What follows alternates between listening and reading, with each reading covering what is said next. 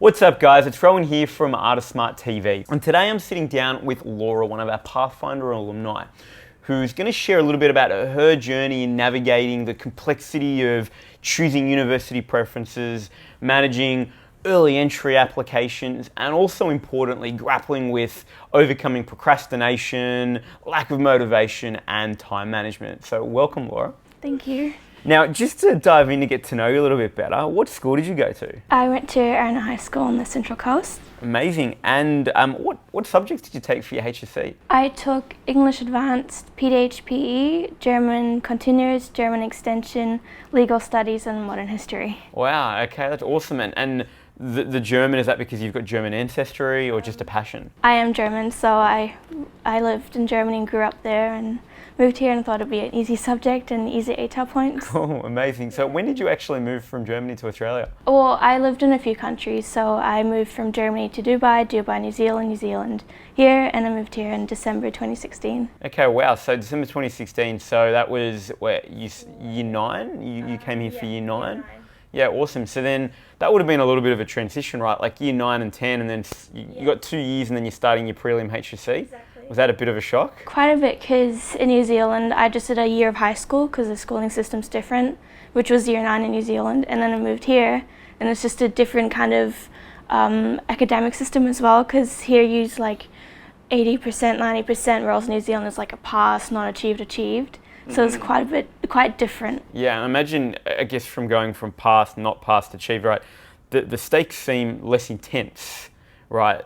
In the sense of, in New Zealand, right? I mean, we're here, they're telling you, you're band 6, 90%, band 5, 80%. Yeah. So did that create any stress or anxiety for you as you were getting into years 11 and 12? Just like the fact that this whole system, even though you'd been here for a couple of years by then, but just the fact that this whole system was different, you hadn't been through it, I guess, had your family been through it before as well? Yeah, so my mum went to school in Germany, so the system's a bit different but kind of the same. Over here I kind of liked it better because I got like a number and I could work towards something like a bigger number. So if I got 80% I can work towards 90, or else New Zealand is just like achieve, or what can I achieve better to get like an extinction or excellence. So yeah, you couldn't actually work. It wasn't as clear how you could push and challenge yourself to grow. Okay. Now, you ended up at the start of the year, what degree did you want to get into, or you thought you wanted to study for university? It was nursing. Nursing. And what are you studying at university? Nursing at UCID. Amazing, well done. So that goal materialised and it happened across the course of year 12, which is fantastic. How did you feel when you got the offer to go to UCID to study nursing? I was extremely excited because I didn't think I would get in, since UCID's a very hard uni to get into, so I was more on manifesting different unis and like, okay, let's not get my hopes up high. But when I got into UCID, I was really, really happy. Yeah, that's awesome. So now if we rewind to the start of year 12, I know that some of the biggest challenges that you shared with us was motivation, organisation and time management. Just tell me a little bit about those challenges that you were experiencing. Well, I think the biggest thing was I didn't really have any accountability. So the motivation always lacked. I was always a pretty good student, but I needed some sort of goal or some sort of person that I was accountable to. So having like Artist Smart really helped me, I guess. Yeah. So there was a lack of accountability, and I do want to dive into it a little bit more in a moment. And so then it seems like that was then playing out. Like, were you then sort of procrastinating a lot and just doing things last minute? Like, how did that sort of impact your studies and your approach to school? Well, I still did quite a bit, but I could have done way more to get better results. So procrastinating was a huge part of why my motivation lacked. What was your go-to procrastination? I would literally just sit on my table and think about studying and not do anything, get distracted by something else. Like I would have everything in front of me and be like, okay, gotta study, but I just couldn't do it. Just wouldn't happen. Yeah. Yeah, wow, okay. And then, how did that play out and impact your time management? Because Because I know that was something that you had said, and it's all interconnected. But yeah, what did your time management look like? Well, it was pretty non-existent. I would, come home and plan a study and then didn't study, and then I had assessments, so I had to try and cram things in last minute and ended up staying up really late at night, and I didn't study smart, so I think that was a huge problem. And then over the course of the year, I was able to, I've got these commitments, I've got free periods here. I can, scatter it all around and use my time wisely. And it's a bit of a nasty cycle, isn't it? So, you lack the motivation, so you procrastinate. Then you're right, you'll come home, you'll sort of do nothing, you'll have dinner, and then it'll be late evening, and then the panic sets in, because it's I've got some stuff due the next day. And then you're working on that. And then you don't do as well as you'd like, inevitably, and then you get even less motivated because you're well, that sucked. So now things changed over the course of the year, which is good. So this was at the start of the year. And I know one of the things that happened was that you ended up working with Stephanie, your Pathfinder mentor.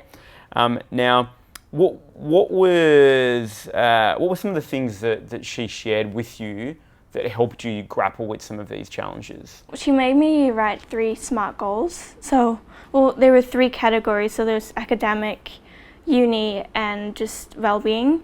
And I had at least 2 goals for each. So my mind wasn't just fixated on, I've got to get these academics done right.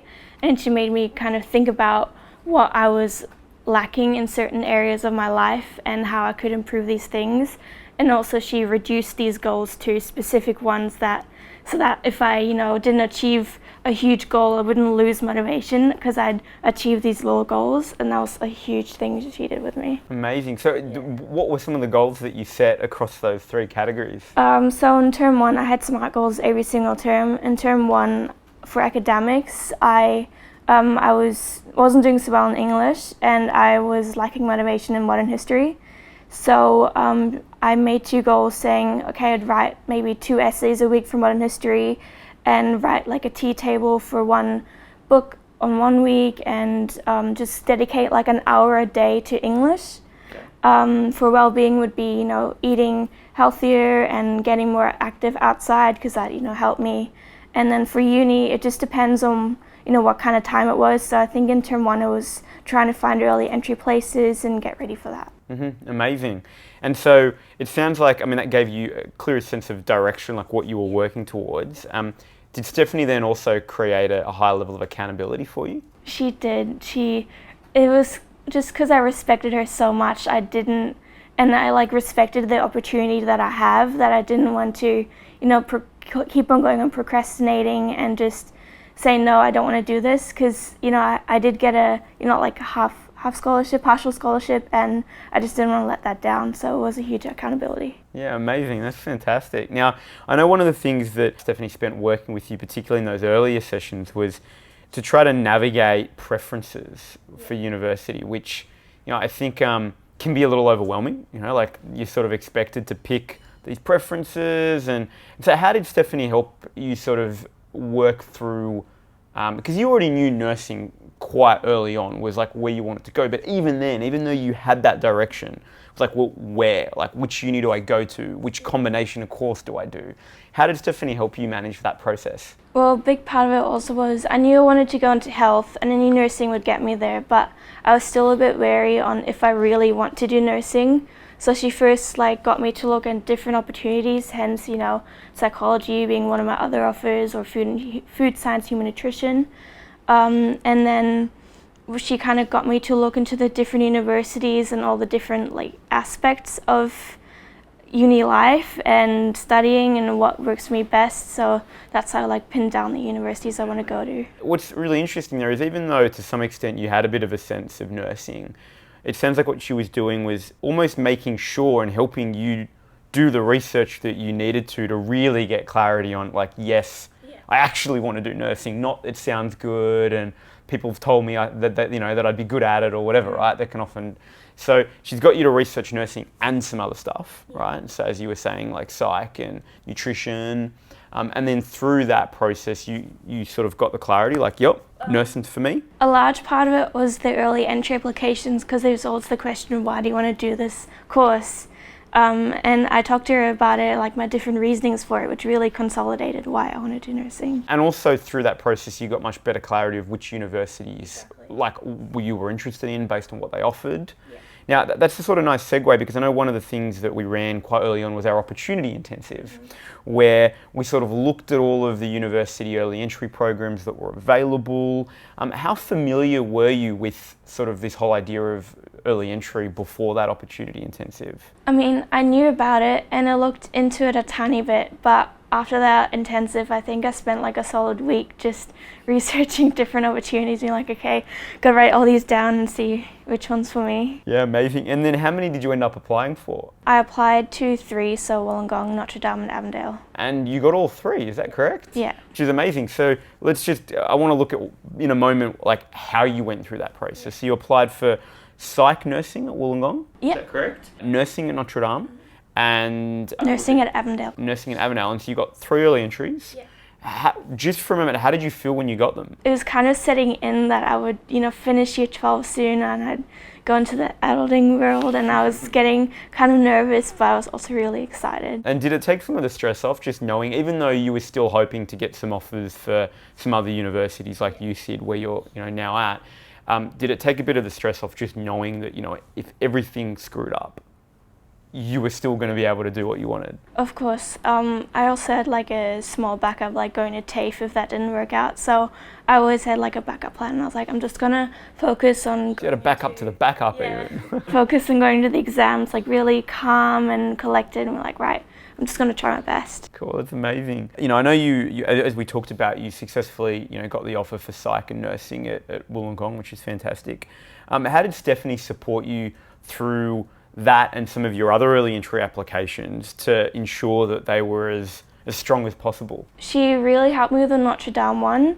It was just 3 basic questions, and I think we spent so much time on it. I spent a solid 10 hours just on the application, which helped me write my Wollongong application. But the funny thing with Wollongong is I didn't, so for Notre Dame, I got waitlisted firstly. I got into Avondale, but I wanted another backup. And it was the last day of the Wollongong early entry application date, and I was kind of frustrated, so I just wrote whatever came from my heart on that application. And that was pretty much it. I just used the skills she taught me. And so what were some of the skills that Stephanie taught you in that process of applying for early entry? A big part of it was storytelling. So why do you want to study this course? It wasn't just I want to study this course because.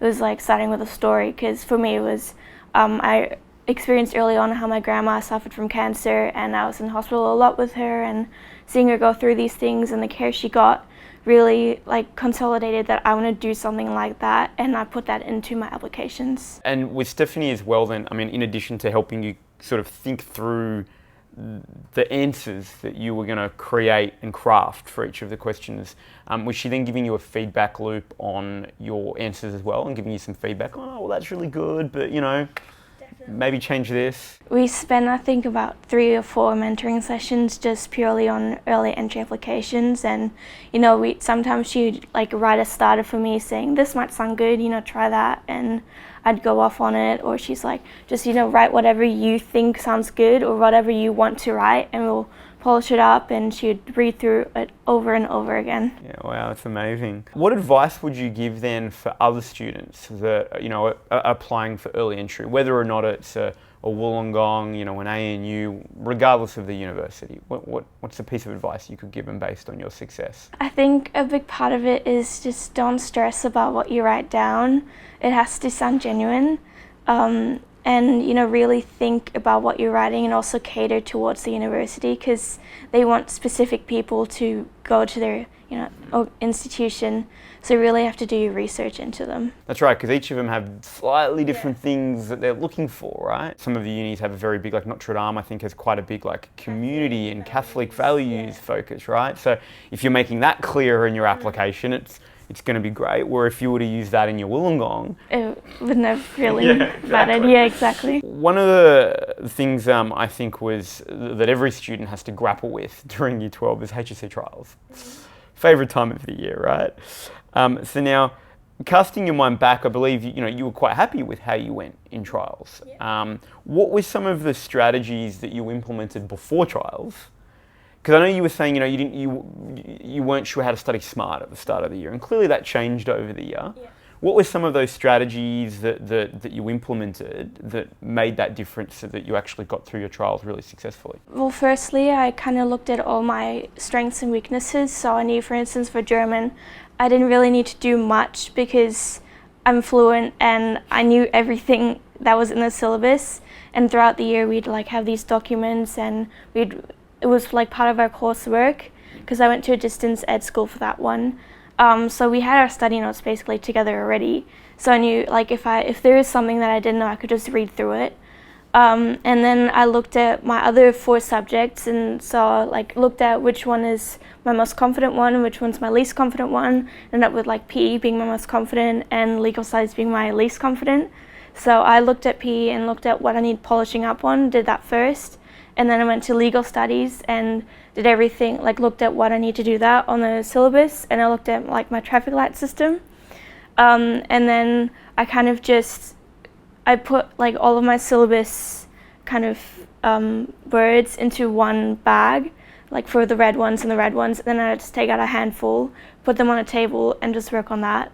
So it didn't matter, what subjects, because then that way I wasn't using bias.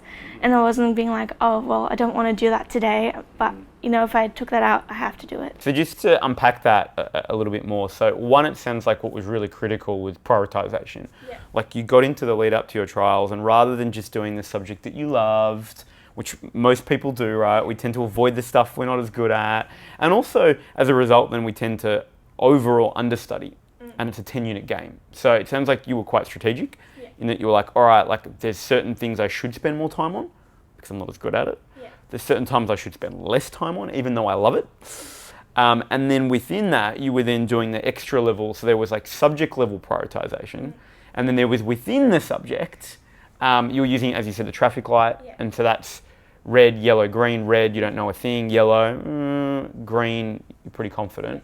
And so you would prioritize the syllabus and then put the red for one subject or multiple subjects? For leading up to trials, I would have it all in one bag. Okay. But before trials, like the couple of months before, I had it in different bags for each single subject. It's just because when I study for exams, I like to not procrastinate, but I like to kind of push the things off if I find hard to decide. Yeah. So if I just took the red bag and picked out a few, I just had to do it. Okay. So in other words, what you were doing really and critically, and I know it's some of the big things we talk about in the Pathfinder program, is to actually focus on those weak areas, right? Because if you don't focus on them, you don't change your results. And so great. So that was what the bags were for. It was you putting in like physically the topics and the dot points that were red that you were probably going to ignore to focus on. That's amazing. And I know that then you had HSC exams after that.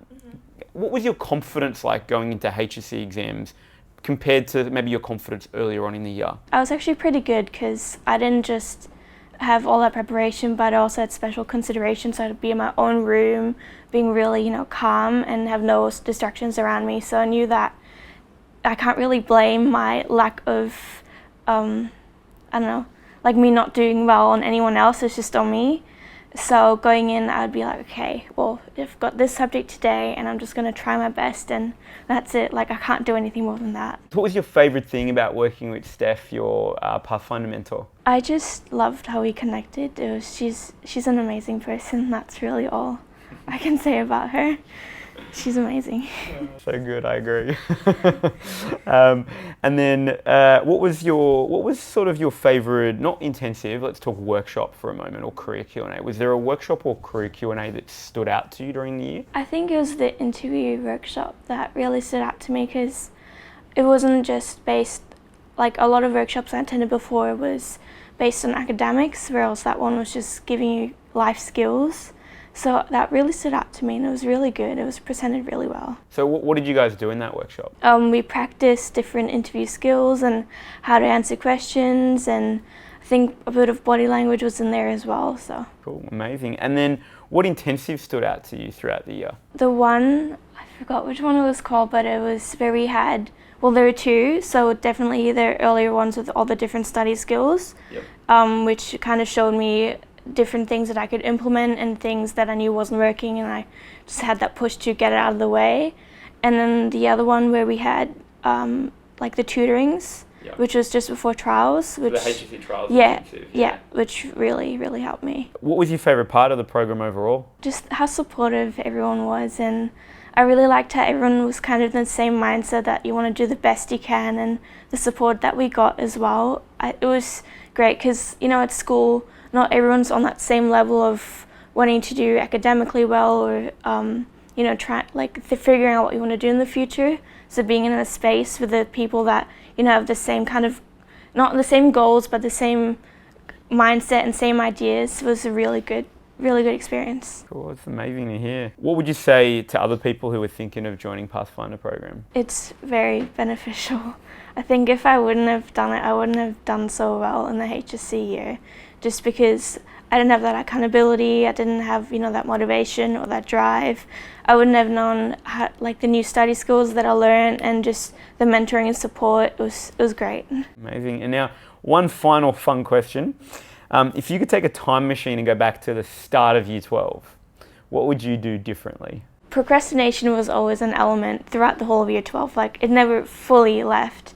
So I think if I had the knowledge that I have now, and going back to Year 12 at the start of the year, I'd think, well, you know, you're going to do great, but how about, you know, you just work a little bit harder to just get a bit more satisfaction out of your results. So then when you say procrastination, you know, was going to be there, what would you do differently to deal with that procrastination? I think I would figure out different strategies, and, you know, maybe if I feel like I'm procrastinating, maybe, like, you know, go outside a bit more and do something else for half an hour, and then come back and do my task again, because obviously, you know, my mind's not in the right mindset to keep on working, so I have to, you know, figure out, like, a different strategy. And is there anything else you want to share? Any other thoughts, comments, advice for students, whatever it is that you feel inspired to share? I think the biggest one is just don't put so much pressure onto yourself during the last year. Like, I know that everyone always says that when they finish HSC,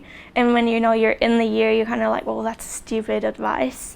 But you know, at the end of the day, all you can do is try your hardest, study smart, study in some cases hard, but also, like, kind of have, like, a social life, go out with friends, you know, if you have work, go to work, and just not make it all about school.